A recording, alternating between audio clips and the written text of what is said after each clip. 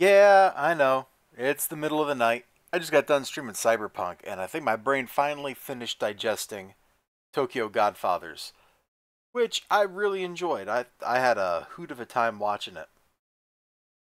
So the basic premise of the film is that there are three homeless people. They everything gets kicked off when they're at like a shelter or something, and there's a I guess it's like in a park, and there's a preacher dude uh, dropping a sermon on them, and then they're just there for the hot meal. But it's the Christmas sermon. They get their hot meal, and we start seeing from there that things get out of control in their lives. And they already were out of control, but a different kind of out of control, a better kind of out of control. So there are three of them, hence, why there's three main characters on the poster. So you got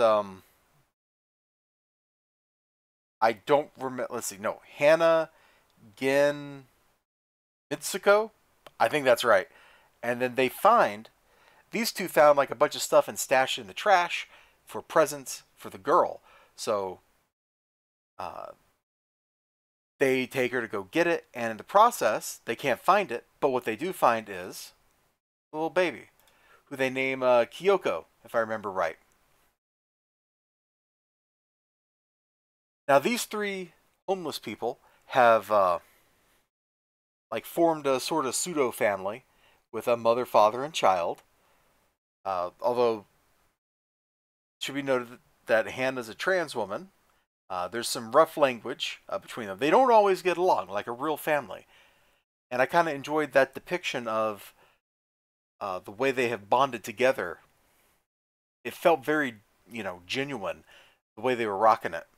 And it turns out this is actually like not just like a story set at Christmas, but it straight up is just a Christmas story, dude. It's right there on the movie poster, and I didn't realize that it looks like a Christmas tree until the end credits were rolling, and I'm like, oh yeah, I see it. Given that the only other Satoshi Kon movies I've seen are Perfect Blue and Paprika, this movie being upbeat and not overly weird was really strange. And I liked it. It's kind of sappy, kind of sentimental, and I'm not sure quite how to describe the plot device, but I think the best way to put it is synchronicity. Like there's just so much stuff that lines up, so many coincidences. Early in the movie, they're walking along and they've just like looted a graveyard for stuff. Yeah, looted a graveyard. Hey, if you're starving, I ain't gonna complain, man. And I don't think the dead care that much.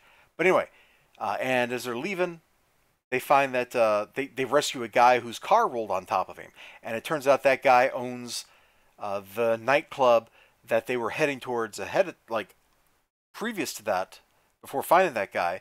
And so they get to ride with him, and he's like, "Hey, these people saved my life," yada yada. And there's just one chain, one coincidence, one uh, serendipitous moment after another as they get from the start of their journey, finding the baby, to the end of their journey. And along the way, they reconcile, they grow as people, they come to understand each other, to understand other people. The only other, and this is a bad comparison, okay, I'm going to just say it, it's a bad comparison,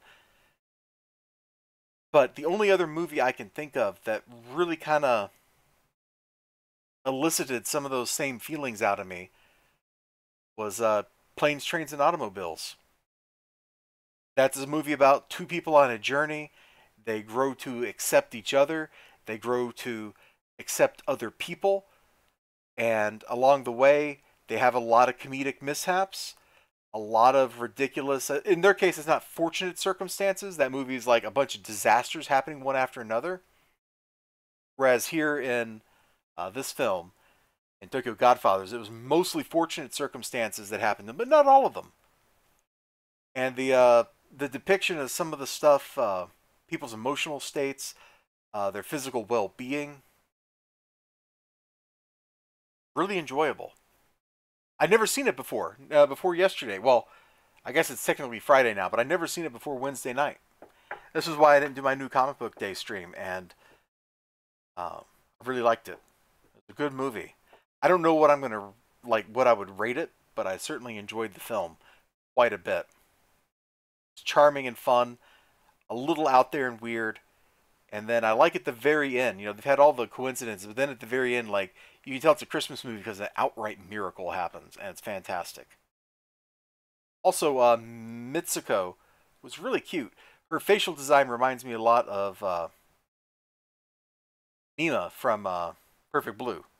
I don't know if that was intentional or not, but I certainly got some of those vibes from it.